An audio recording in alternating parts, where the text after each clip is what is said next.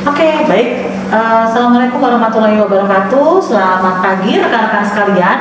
Jadi kita sekarang mempelajari mengenai manajemen resiko K3 ya, atau kalau dalam bahasa kita suka menyebutnya adalah identifikasi bahaya, penilaian dan pengendalian resiko K3. Ada yang menyebutnya sebagai IBPR atau identifikasi bahaya penilaian resiko.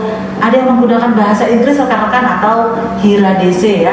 Sebenarnya HIRA-DC ya dari kepanjangan Hazard Identification, Risk Assessment, and Determining Control ya. Perkenalkan tadi nama saya Linda Saraswati Iskandar. Saat ini saya adalah praktisi K3 ya rekan-rekan dan juga sistem manajemen yang lain. Saya insya Allah memiliki pengalaman 16 tahun ya menerapkan hampir ada 70 klien saya dalam hal sistem manajemen K3 dan juga sistem manajemen yang lain ya. Oke, hari ini kita akan mempelajari terkait dengan tujuan dan manfaat penerapan risk management dan kemudian nantinya rekan-rekan bisa menerapkan ya seperti apa sih risk management di tempat rekan-rekan sekalian. Nah, sebelum kita masuk ke dalam risk management, kita coba mempelajari seperti apa teori kecelakaan ya rekan-rekan, karena nantinya ini akan menjadi dasar ketika teman-teman melakukan risk management. Mungkin teman-teman masih ingat materi di hari pertama, yaitu teori domino ya, yang dikembangkan oleh Bapak Heinrich. Jadi Bapak Heinrich ini adalah seorang karyawan asuransi ya di Amerika rekan-rekan. Dia mengumpulkan data-data klaim ya terkait dengan kecelakaan. Dan Bapak Heinrich mengeluarkan teori bahwa yang namanya kecelakaan itu menyebabkan kerugian. Dan kecelakaan itu penyebab langsungnya dari data klaimnya Bapak Heinrich ternyata ada dua. Yang pertama adalah unsafe action, unsafe condition. Tapi ada satu lagi teman-teman yang unknown, begitu ya, tidak diketahui penyebabnya. Ya. Dan hal ini disempurnakan oleh Bapak Frank Ebert. Jadi Bapak Frank Ebert ini seorang engineer dari DNV. Nah, Bapak Frank Ebert menambahkan terkait dengan basic cause dan lack of control ya, atau ternyata yang namanya penyebab langsung itu ada penyebabnya lagi, yaitu penyebab dasar. Penyebab dasarnya apa teman-teman? Yaitu faktor pekerjaan dan faktor manusia. Dan penyebab dasar itu ada penyebabnya lagi, yaitu faktor manajemen dan organisasi ya, dimana salah satunya penerapan manajemen sistem yang tidak oke ya teman-teman. Nah, inilah yang menjadi dasar atau akar masalah dari suatu kecelakaan ya, dan itulah fungsinya SMK 3. Nah, dasar hukumnya ini ya rekan-rekan untuk melakukan risk management di dalam PP 50 di pasal 2.1 kita diminta untuk melakukan identifikasi bahaya, penilaian dan pengendalian resiko, di mana setelah ada identifikasi, dievaluasi mana resiko yang penting kita kendalikan. Nah, tampilannya seperti ini nantinya ya teman-teman ketika sudah jadi. Nah, tapi sebelum menjadi tampilan identifikasi bahaya resiko seperti dokumen yang ada di slide saya, nah ini langkah-langkahnya rekan-rekan ya. Oke, yang pertama adalah teman-teman ketika kita berusaha untuk mengidentifikasi resiko, teman-teman coba punya persepsi. Nah ini ya, kita rubah paradigma. Jadi ketika kita mengidentifikasi bahaya resiko di tempat kerja kita, teman-teman coba analogikan seperti ikan ya. Kira-kira ikan ini bisa mati teman-teman? Bisa Bu, tapi penyebabnya apa saja ya? Satu, talinya bisa putus karena tali itu punya yang namanya elastisitas, bener gak? Atau plastik juga sama rekan-rekan ya, bisa lama-lama dia ke bawah kena paku ya nggak, airnya bocor, ikannya mati. Atau bisa jadi plastiknya lupa dibolongin Bu, sehingga tidak ada oksigen yang masuk. Ini juga sama teman-teman ya, menjadi resiko ikan ini mati ya. Nah teman-teman, ketika kita melihatnya posisi dari luar atau kita sebut dengan helikopter view, kita mudah mengidentifikasi. Tapi ketika teman-teman mengidentifikasi resiko, posisinya teman-teman seperti ikan di dalam plastik ini, pasti akan selalu berpikiran seperti ini. Kenapa saya harus khawatir?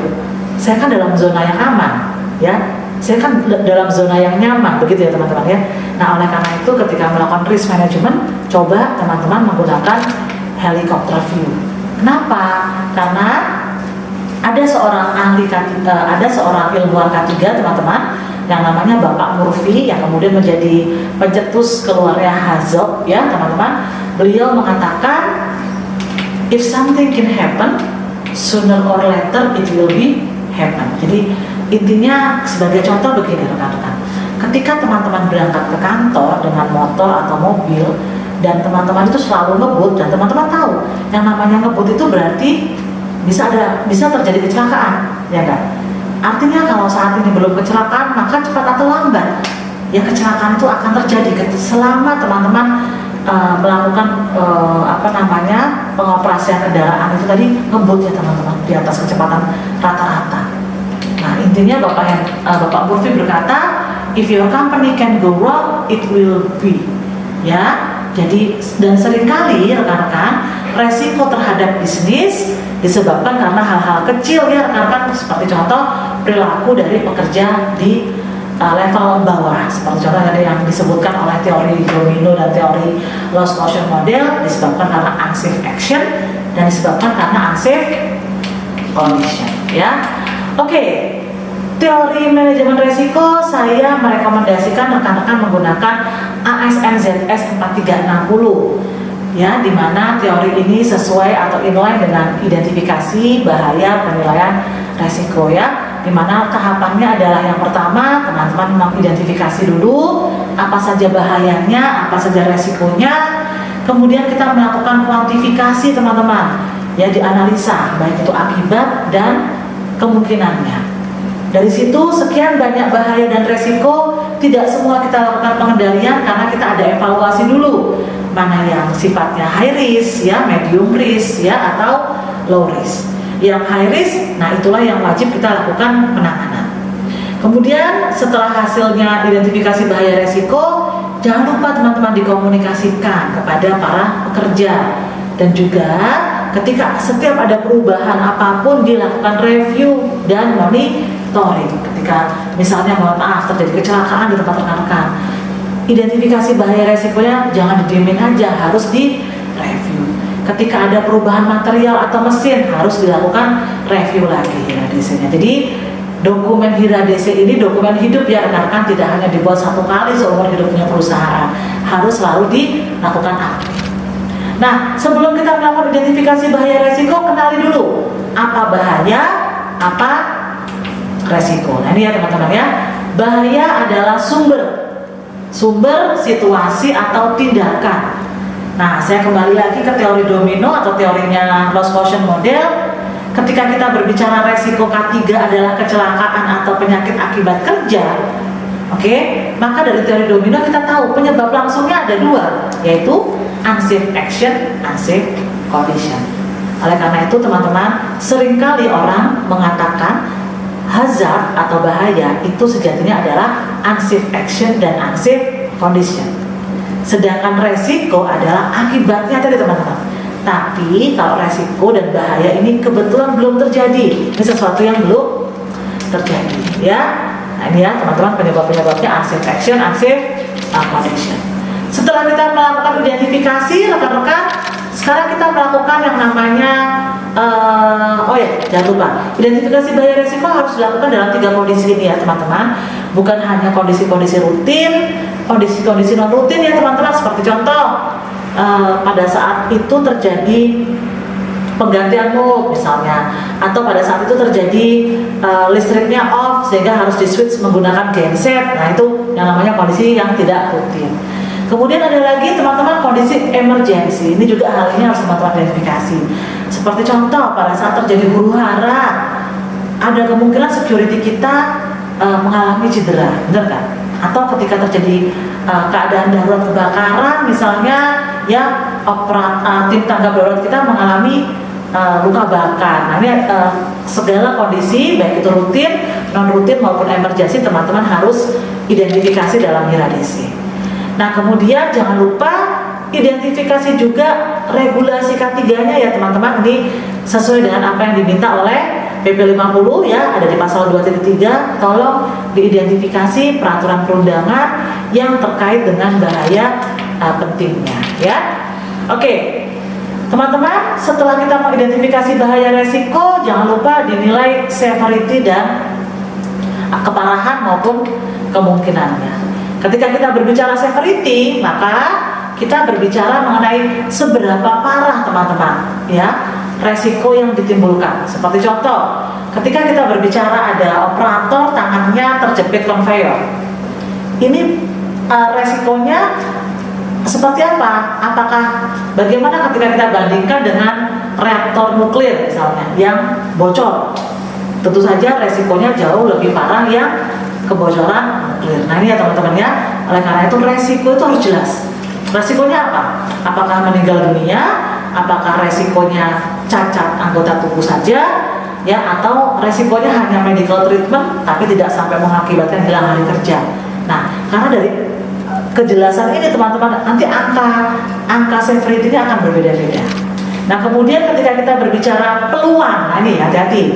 Ini kebanyakan beberapa rekan-rekan di perusahaan ini banyak yang salah kaprah.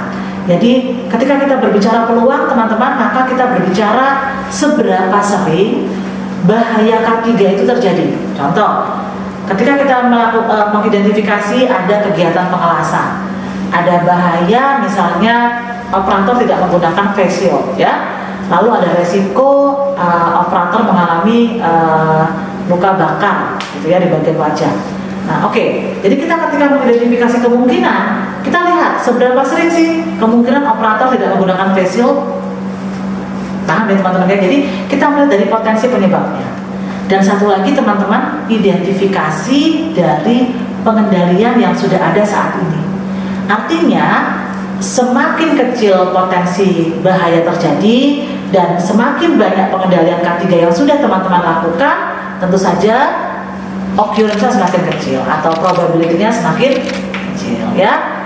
Nah dari sana nanti kemudian kita kita lakukan kombinasi antara probability dengan severity dengan perkalian, muncullah angka-angka high risk, medium risk ya, low risk ya teman-teman. Nah dari sini kita tahu misalnya mana yang harus kita identifikasi dan lakukan usulan pengendalian.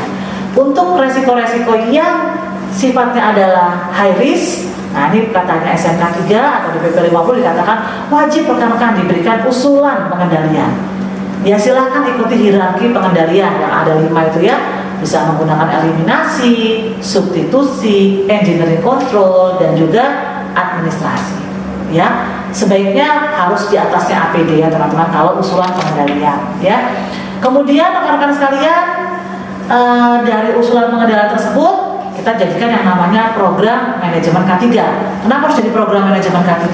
Agar potensi usulan itu berhasil direalisasikan oleh perusahaan kita jauh lebih besar ya. Dan ini juga sesuai ya teman-teman, seperti apa yang diminta sama PP 50. Intinya adalah sasaran K3 itu harus berasal dari identifikasi bahaya resiko ya.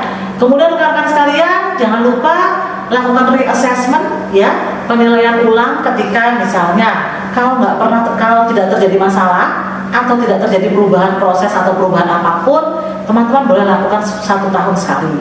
Dilihat teman-teman seberapa efektif pengendalian yang sudah ada, apakah severity-nya bisa berkurang ya, atau apakah pengendalian kita makin bertambah tapi tetap tidak efektif, misalnya severity-nya tidak berkurang. Nah ini ya harus kita lakukan reassessment gitu ya. Dan jangan lupa rekan-rekan sekalian, dalam PP 50 dikatakan, nah setelah kita bikin HIRA DC, mengidentifikasi regulasi, dibikinlah sasaran dan program K3. Nah seperti itu ya rekan-rekan. Nanti akan kita lanjutkan lagi dalam materi Zoom training kita ya. Terima kasih ya. Wassalamualaikum warahmatullahi wabarakatuh.